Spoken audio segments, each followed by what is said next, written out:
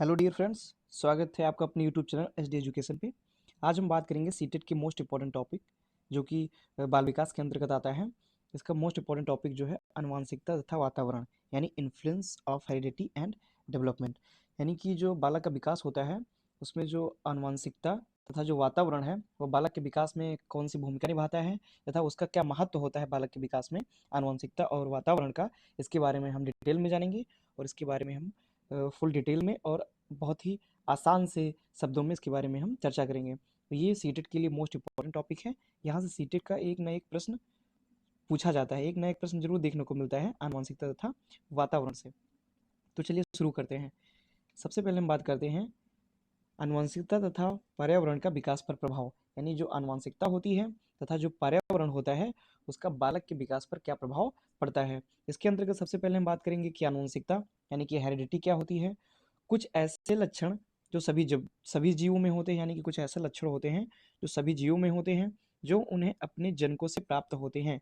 जनक यानी उनके जो माता पिता होते हैं जिनके द्वारा उनका जन्म होता है। तो कुछ ऐसे लक्षण जो सभी जीवों में होते हैं जो उनके अपने माता पिता से प्राप्त होते हैं और पीढ़ी दर पीढ़ी चलते रहते हैं। यानी वह लक्षण जो होते हैं वो पीढ़ी दर पीढ़ी चलते रहते हैं। इन लक्षणों को आनुवांशिक लक्षण कहते हैं। यानी कि मनुष्य में ऐसे लक्षण जो वह अपने पूर्वजों से या अपने माता पिता से प्राप्त करता है, इन लक्षणों को आनुवांशिक लक्षण कहते हैं। इन लक्षणों को एक पीढ़ी से दूसरी पीढ़ी या एक जीव से दूसरी जीव में जाना आनुवांशिकता कहलाता है। यानी वह जो लक्षण है वह एक पीढ़ी से जो दूसरी पीढ़ी में जाते हैं, यही क्या कहलाता है, यही आनुवंशिकता कहलाता है। कुछ ऐसे लक्षण होते हैं जो हम अपने माता पिता से या अपने पूर्वजों से प्राप्त करते हैं, या जो लक्षण होते हैं या पीढ़ी दर पीढ़ी जो आने वाली जो संतानें होती हैं उन संतानों में जाते रहते हैं। इन लक्षणों को आनुवंशिक लक्षण कहते हैं। लेकिन यह जो प्रक्रिया होती है, यानी कि एक पीढ़ी से दूसरी पीढ़ी तक इन लक्षणों का जाना, यही प्रक्रिया आनुवंशिकता कहलाती है, यानी कि हेरिडिटी कहलाती है। अगले पॉइंट पे हम बात करते हैं। अगली पॉइंट की अगर हम बात करें कि आनुवंशिकी यानी कि जेनेटिक्स क्या होता है, आनुवंशिकी क्या होती है, तो जीव विज्ञान की वह शाखा जिसके अंतर्गत आनुवंशिकता का अध्ययन किया जाता है। यानी कि जीव विज्ञान की वह शाखा जिसके अंतर्गत आनुवंशिकता यानी कि हेरिडिटी का हम अध्ययन करते हैं, हेरिडिटी के बारे में हम जानकारी प्राप्त करते हैं, वह आनुवंशिकी या जेनेटिक्स कहलाती है।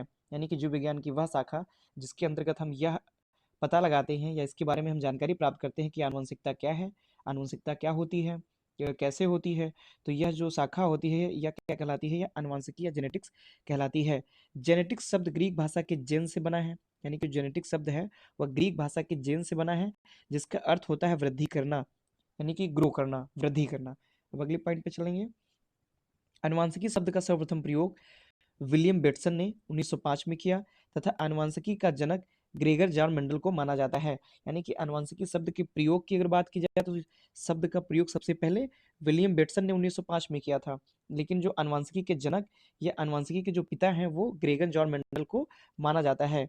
जिम ड्रेवर के अनुसार इन्होंने जो वंशानुक्रम की परिभाषा दी है, इन्होंने क्या कहा है कि वंशानुक्रम से तात्पर्य माता और पिता के शारीरिक तथा मानसिक लक्षणों का संतानों तक पहुंचना है। यानी जेम्स ट्रेवर जी ने बताया है कि जो वंशानुक्रम क्या होता है, वंशानुक्रम से तात्पर्य यह होता है कि जो माता पिता होते हैं उनके चाहे शारीरिक लक्षण हो या मानसिक लक्षण हो, उनकी बुद्धि हो या उनके जो शारीरिक बनावट है वो उसके जो लक्षण हैं वो अगर संतानों तक जो पहुंचते हैं वही वंशानुक्रम होता है। ये जेम्स ट्रेवर ने बताया।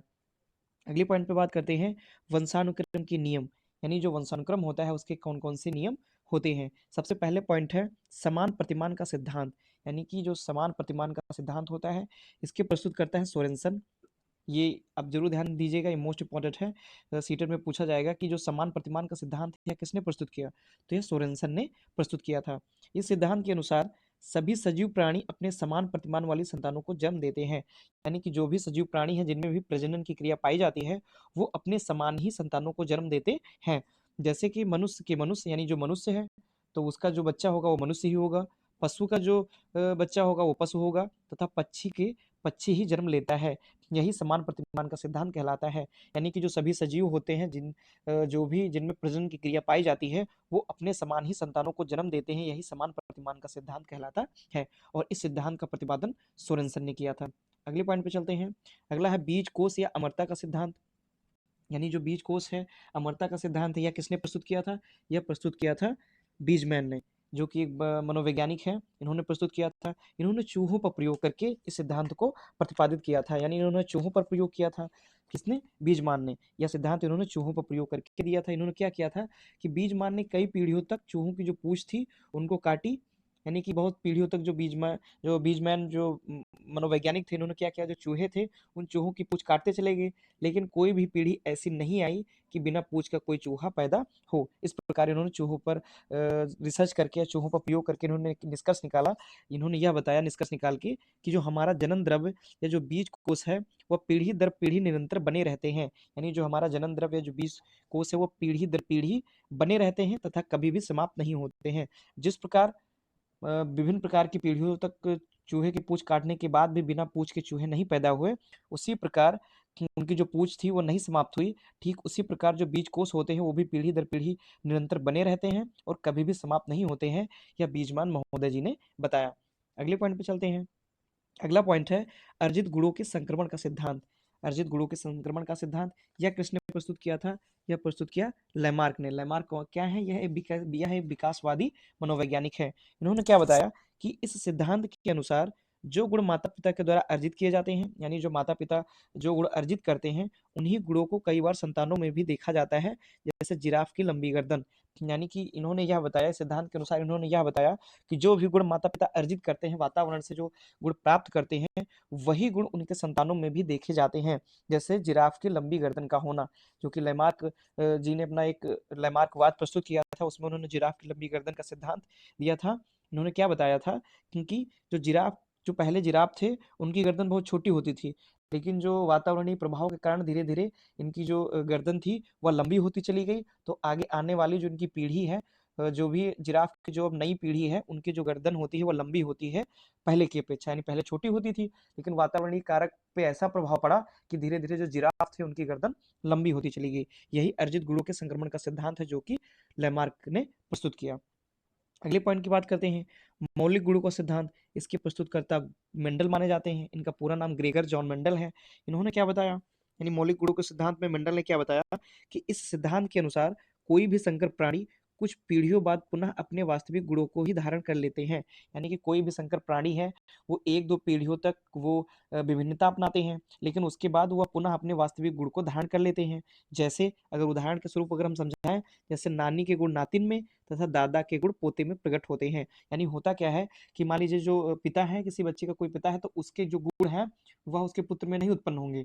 किसके उत्पन्न हो जाएंगे? जो उसके जो पुत्र है उसके जो दादा हैं उनके दादा के गुण, यानी कि तीसरी पीढ़ी के गुण, जो तीसरी पीढ़ी होगी तो उसमें पहली पीढ़ी के जो गुण होंगे वो प्रकट हो जाएंगे। तो होता क्या है कि कोई भी अगर संकर प्राणी है तो कुछ पीढ़ियों का गैप करके जो उसके लक्षण होते हैं वह आने वाली पीढ़ी में प्रकट हो जाते हैं। जैसे नानी जो है तो उनके जो गुण होंगे वो नातिन में प्रकट हो जाएंगे तथा दादा के जो गुण होंगे वो पोते में प्रकट हो जाते हैं।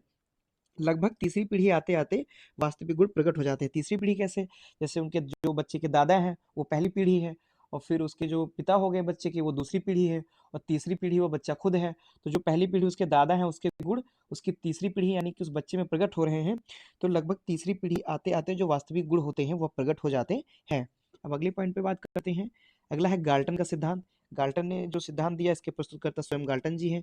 इन्होंने क्या बताया, गाल्टन के अनुसार एक बालक में जो गुण होते हैं वो 50-50% माता पिता से अर्जित होते हैं। यानी कि जो एक बालक होता है उसके जो गुण होते हैं तो उसके आधे जो गुण होते हैं वो माता पिता से अर्जित हुए होते हैं, यानी 50% माता से और 50% पिता से। तथा जो 25-25% जो गुण होते हैं वह दादा दादी से अर्जित होते हैं। यानी धीरे धीरे जो अगर आप पीढ़ियों धीरे धीरे अगर आप पिछले पीढ़ियों तक जाएंगे तो वह कम होते चले जाएंगे। यानी जो बच्चा है तो उसके माता पिता से 50-50%, फिर उसके जो दादा दादी होंगे उनसे 25-25%।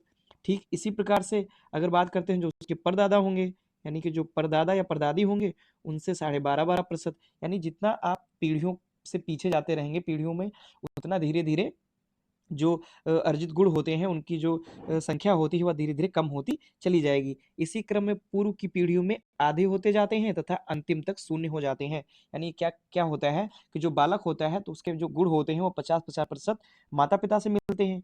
फिर उसके जो 50% हुए उसके आधे जो हो जाएंगे वो दादा दादी यानी 25-25% दादा दादी से मिलेंगे, और फिर 25% के आधे जब हो जाएंगे तो उसके जो परदादा होंगे उससे मिलेंगे यानी 12.5-12%। जो गुण होंगे वो मिलेंगे। ठीक इसी तरह उसके जो पिछली वाली पीढ़ियाँ होंगी उसके आधे होते-होते एक ऐसा समय आएगा कि जो उसके गुण आने का जो क्रम होगा वह शून्य हो जाएगा, यानी अंतिम समय तक पहुँचते-पहुँचते वह शून्य हो जाता है। अगले पॉइंट पे बात करते हैं, प्रत्यागमन का सिद्धांत। यानी प्रत्यागमन का सिद्धांत क्या होता है? इस सिद्धांत के अनुसार कई बार जो गुण माता-पिता में पाए जाते हैं, उनके ठीक विपरीत गुण की संतानें प्रकट हो जाती हैं। यानी होता क्या है, कई बार ऐसा होता है कि जो माता-पिता जैसे गुण होते हैं माता-पिता के, तो उनकी जो संतानें होती हैं वो उनके गुण के ना होकर के, उनके जैसी ना होकर के, यानी माता-पिता के जैसी ना होकर के ठीक उनके विपरीत हो जाती हैं। जैसे कि मान लीजिए कि कोई माता-पिता हैं उनके मान लीजिए किसी के बच्चे हैं वो बहुत ज़्यादा माता-पिता हैं बहुत ज़्यादा सीधे हैं, लेकिन जो उनका बच्चा होता है बहुत ज़्यादा झगड़ेलू प्रवृत्ति का होता है, तो उसके ठीक विपरीत जो माता-पिता हैं ठीक उनके विपरीत उनकी जो संतानें होती हैं वो प्रकट हो जाती हैं, ये गुण प्रकट हो जाते हैं। अगला है विभिन्नता का सिद्धांत। इसमें क्या होता है कि संतानों में पाए जाने वाले गुण सदैव माता-पिता के समान ना होकर रूप, रंग, कद-काठी या व्यवहार में भिन्न होते हैं। जैसे इस विभिन्नता का मतलब क्या होता है कि जो उनके जो माता-पिता होते हैं, ठीक जो उनके समान जो बच्चे होते हैं वो उनके समान ना होकर के उनसे भिन्न प्रकार के होते हैं, चाहे रंग रूप में हो या कद-काठी में हो। जैसे कि कोई किसी के माता-पिता अगर गोरे हैं, तो उनके जो बच्चे होंगे वो काले होंगे, इनमें विभिन्नता का सिद्धांत पाया जाता है। अगर माता-पिता काले हैं, तो उनके जो बच्चे हैं वो गोरे होंगे। यह भी विभिन्नता का सिद्धांत होता है। तो माता-पिता के समान ना होकर के जो उनके गुण होते हैं, वो माता-पिता के समान ना होकर रंग, रूप, कद-काठी या व्यवहार में माता-पिता से भिन्न होते हैं। अगले पॉइंट पे बात करते हैं, बालक पर वंशानुक्रम का प्रभाव। यानी जो बालक होता है उस पर वंशानुक्रम का प्रभाव कैसे पड़ता है? सबसे पहले बात करते हैं बुद्धि पर प्रभाव, यानी जो वंशानुक्रम होता है उसका बुद्धि पर क्या प्रभाव पड़ता है? एक मनोवैज्ञानिक है गोडार्ड के अनुसार मंद बुद्धि के माता पिता की जो संतानें होती हैं वह मंद बुद्धि की तथा तीव्र बुद्धि के माता पिता की संतानें तीव्र बुद्धि की होती हैं।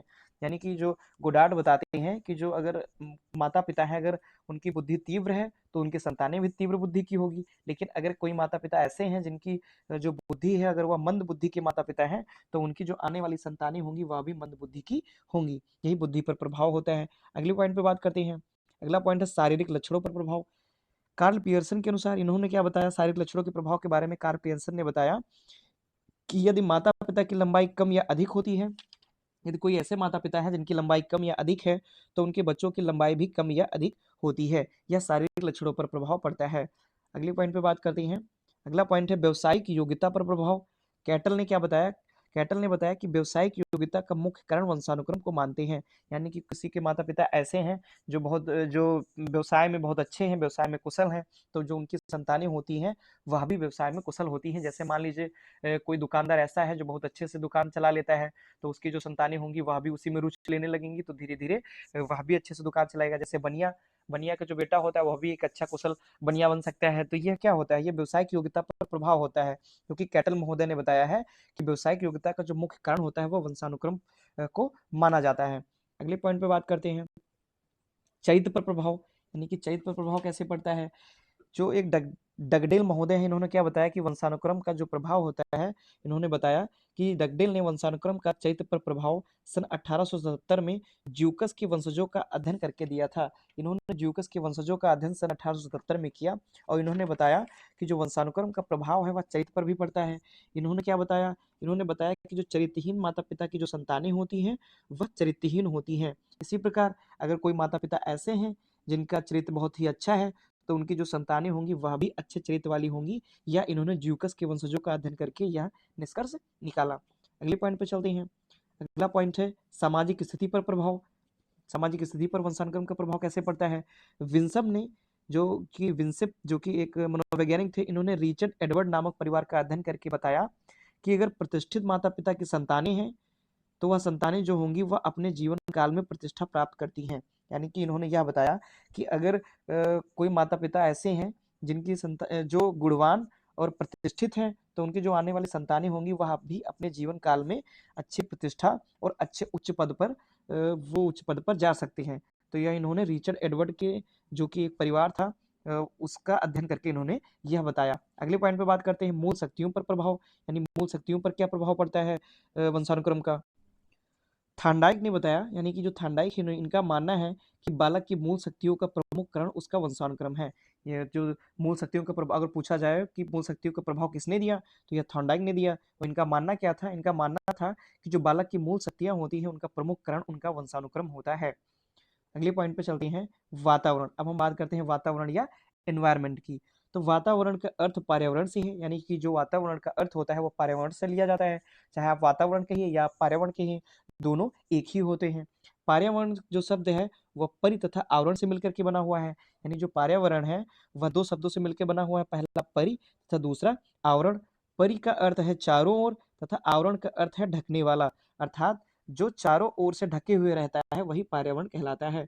अगर मनोवैज्ञानिक दृष्टिकोण से बात करें तो मनोवैज्ञानिक दृष्टिकोण से पर्यावरण के अंतर्गत मानव जीवन तथा उसके व्यवहार को प्रभावित करने वाली सभी बातें आती हैं। अगर एक शब्दों में हम बात करें तो जो पर्यावरण का अर्थ क्या होता है? पर्यावरण के शब्द का अर्थ होता है कि जो चारों ओर से ढके हुए रहता है वही पर्यावरण कहलाता है।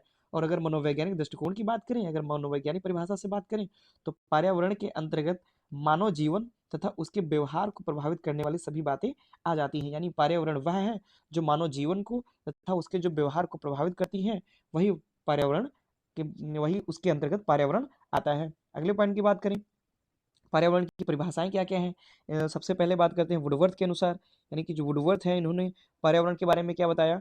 इन्होंने बताया कि पर्यावरण में वह सब बाह्य तत्व आ जाते हैं जिन्होंने जीवन प्रारंभ करने के समय से व्यक्ति को प्रभावित किया हो। यानी कि जो पर्यावरण है उसमें वो सभी बाहरी तत्व, बाह्य तत्व का मतलब होता है बाहरी तत्व, आ जाते हैं जिन्होंने जीवन प्रारंभ, यानी बच्चा जब से जन्म ले लेता है, यानी मनुष्य का जब से जन्म होता है तब से लेकर के और मृत्यु तक उसको प्रभावित किया है, वही पर्यावरण कहलाता है। अगले हैं रॉस महोदय, इन्होंने क्या बताया? रॉस के अनुसार वातावरण वह बाहरी शक्ति है जो हमें प्रभावित करती है, यानी जो कुछ भी बाहरी शक्ति जो कुछ भी हमें प्रभावित कर रही है वही वातावरण है। ये किसका मानना है? ये रॉस का मानना है। अगला पॉइंट है वुडवर्थ के अनुसार, वुडवर्थ ने क्या बताया है? आनुवंशिकता और वातावरण का गुणनफल ही विकास है, यानी कि जो विकास होता है वो अकेला नहीं होता है, ना अकेला वातावरण पर निर्भर करता है, ना ही अकेला आनुवंशिकता पर निर्भर करता है, बल्कि वातावरण जो कि विकास होता है वो आनुवंशिकता और वातावरण का गुणनफल होता है। यह वुडवर्थ महोदय ने बताया। और इन्होंने जो सूत्र दिया उसमें बताया कि जो व्यक्ति का विकास है वह वंशानुक्रम गुणे वातावरण, यानी कि वातावरण और वंशानुक्रम दोनों का गुणनफल होता है। और इन्होंने यह बताया कि जो वास्तव में जो वंशानुक्रम है तथा वातावरण है दोनों एक दूसरे के पूरक हैं, यानी कि कोई एक नहीं है बल्कि यह दोनों एक दूसरे के पूरक हैं।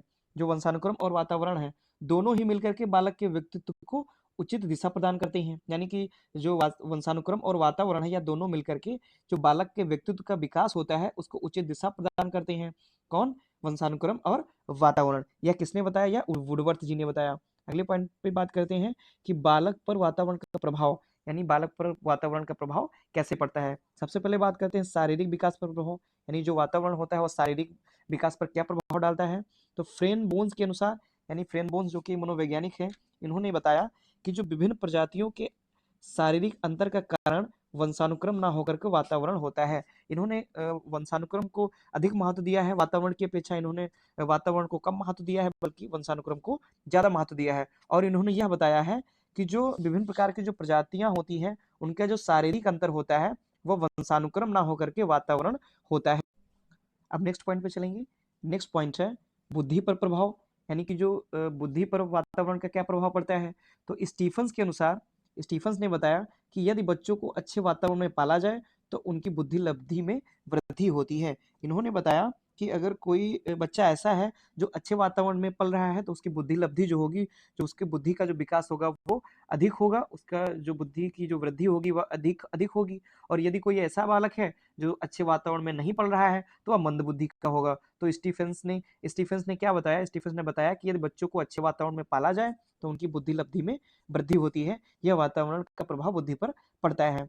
अगला है व्यक्तित्व विकास पर प्रभाव, यानी कि जो वातावरण का प्रभाव पड़ता है वह जो वातावरण का प्रभाव वह व्यक्तित्व के विकास पर भी पड़ता है। इसके अंतर्गत एक मनोवैज्ञानिक है जिनका नाम है कूले। कूले ने व्यक्तित्व के विकास के प्रभाव पर वातावरण के प्रभाव के बारे में चर्चा की और इन्होंने यूरोप के 71 साहित्यकारों का अध्ययन किया और पाया कि जो उनके व्यक्तित्व का विकास स्वस्थ वातावरण में पालन पोषण के कारण हुआ है। इन्होंने यह बताया कि जो अगर बालक है, अगर बालक को पलने के लिए अगर उत्तम वातावरण मिलता है और बच्चों को अच्छे वातावरण में अगर पालन पोषण किया जाता है तो उनके व्यक्तित्व का जो विकास होता है वो अच्छा होता है। यह किसने बताया? कूले ने बताया। अगला पॉइंट है सामाजिक विकास पर प्रभाव, यानी सामाजिक विकास पर वातावरण का क्या प्रभाव पड़ता है। तो न्यूमैन, फ्रीमैन और हॉलिंजगर नामक मनोवैज्ञानिक जो हैं, इन्होंने क्या किया, इन्होंने 20 जोड़ी बच्चों का अध्ययन किया और इन्होंने यह बताया कि अगर जो बच्चा है अगर वह अच्छे सामाजिक परिवेश में रहता है, यानी कि अगर अच्छे सामाजिक वातावरण में रहता है तो उस पर सामाजिक का अच्छा प्रभाव पड़ेगा। अगर वह अच्छे सामाजिक वातावरण में नहीं रह रहा है तो उसी प्रकार से उसके समाज का विकास होगा। यह किसने बताया? यह न्यूमैन, फ्रीमैन और होलिंजगर नामक जो मनोवैज्ञानिक हैं इन्होंने बताया। तो यह था आज का हमारा टॉपिक, जो कि वातावरण और आनुवंशिकता के बारे में था। आशा करता हूँ मैंने बहुत ही अच्छे तरीके से और बहुत ही आसान से शब्दों में इसको समझाने का प्रयास किया है। अगर आपको अच्छे से समझ में आया है और यह वीडियो आपको लाभकारी लगी है तो प्लीज़ वीडियो को लाइक करें, हमारे चैनल को सब्सक्राइब करें और वीडियो को अधिक से अधिक शेयर करें। धन्यवाद।